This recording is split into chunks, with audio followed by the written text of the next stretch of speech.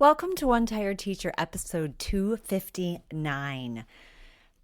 Screens, focus, and reconnecting in real life.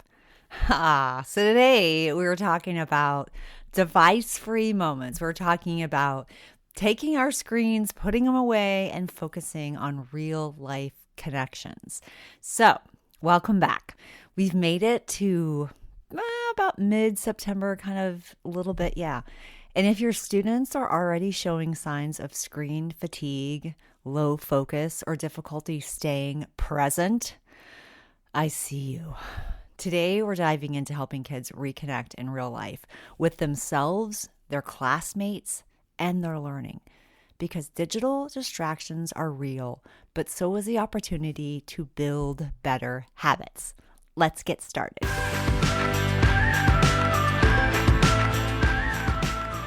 Welcome to One Tired Teacher. And even though she may need a nap, this teacher is ready to wake up and speak her truth about the trials and treasures of teaching. Here she is, wide awake. Wait, she's not asleep right now, is she? She is awake, right? Okay. From Trina Devery Teaching and Learning, your host, Trina Devery. So why is it so hard to focus right now? Oh my goodness. Devices have become a way of life, both at home, at school. I mean, we're putting babies on iPads. So they've become a part of everything. We know that kids are used to fast feedback, they're used to flashy visuals, they're used to constant stimulation, which makes it feel like we have to, do an act, a circus act while we're teaching. And it can feel exhausting. It also makes transitions from, waiting and focus, it makes them so much harder, way harder, even harder than we used to feel like it did. And it actually, we've actually noticed how kids are constantly, they're looking for that instant, almost like dopamine hit on a regular basis. In fact, I was walking this morning and I have these, I used to have these several little girls that were my sweet little neighbors around the corner, but I think one of them moved. So just one of them was standing outside and I was like, happy first day, because it was the first day of school. I'm recording this actually in August, and it's the first day of school for her. And I was like, happy first day. And she's like, thank you. And I'm like, what grade is it this year? And she's like, third grade. And she was so excited. And she was so cute. But she was standing there with her phone. I mean, granted, she was waiting for her cousin. So she was looking at her phone to see if they were on their way, because people were already starting to walk. And I was like, you've only got 20 minutes. But I didn't say that. I was thinking it. I didn't say it. But and so she was waiting, but I'm like, oh, she's in third grade and she's on her phone, and it's like, it's a lot. It can be a lot, and it's hard. And when we've got kids coming to school with phones, and we want them to put them away, and it's a lot.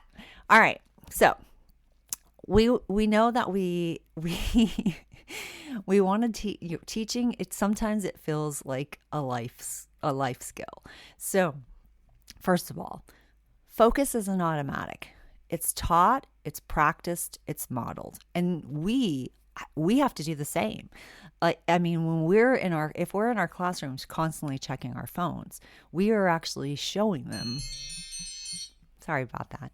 We're actually showing them, teaching them, modeling what it looks like to constantly be on our phones. So we have to not do that ourselves. And I think that can be really, really important. And also, we want to inspire them to put those away and stay focused in the present moment. And it doesn't mean we have to do a circus act when we're teaching, but it does mean that we're going to do more interactive, more engaging kinds of activities, so that kids they're having fun. They're having fun in the moment, and they don't have to have fun all the time. I know it's not about having fun all the time, but I really honestly think that when learning feels like play, there's nothing better than that. And we have to remember that play is how children learn. So let's keep that in mind. All right, we want to build in short moments of mindfulness, deep breathing, quiet journaling. Those kind of things can be really helpful. I remember one year I did yoga with not 1 year, several years. I did yoga with my class, and it was so helpful. It also helped them kind of stay grounded.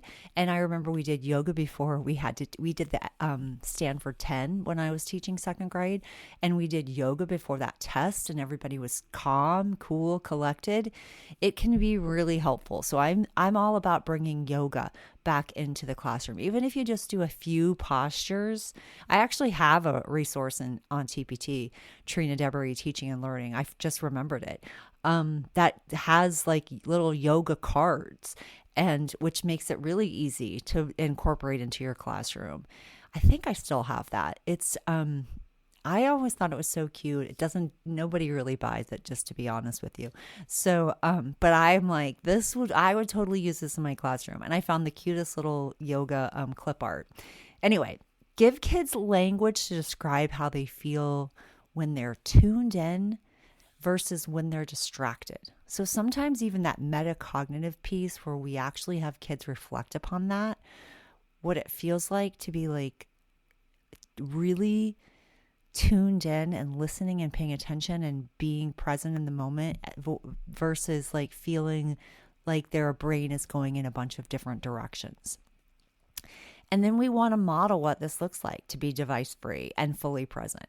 And this can be really powerful. And, whether we have a no tech morning, whether we have a device free partner task, like we want to bring some of those things back into our room that allow for kids to interact with one another, interact as a team, interact as a class, and we're not just on devices. All right, let's talk about a small start that works. So one of the first things we can do is we can introduce the concept of being device free, and we can reflect on how this feels. We can let students explore the benefits of unplugging, not as punishment, but as practice. And we can start with short, structured activities, and we can build from there. Now, I do have a freebie for you. I've got a free device-free activity that walks students through this gently. This is actually a lesson that I have in my digital citizenship unit for first grade, but I think that this could be used for a variety of different grades. And this is just one of the lessons that I'm giving to you for free. And it really helps them notice their habits, reflect on their feelings, and practice being present in a kind, not shaming way. I'm going to give you the link. It's also going to be in the show notes, so you can easily click it. But if you're driving and you're like, okay, I'm not going to be able to remember this, or you're walking and you're listening to a podcast, or you're, in the shower or anything like that, then hopefully you can remember this link. Okay, so it's at trinadeberyteachingandlearning.com. And here's the last part. It's / all one word, device free. trinadeberyteachingandlearning.com / device free. And then you will be able to grab that free device free activity. It's a great jumping off point for your digital citizenship lessons, or even some social and emotional learning work. You don't have to fight the tech tidal wave alone. You just need a few intentional tools and a little breathing room. And remember, connection beats control every single time. Until next time, sweet dreams and sleep tight.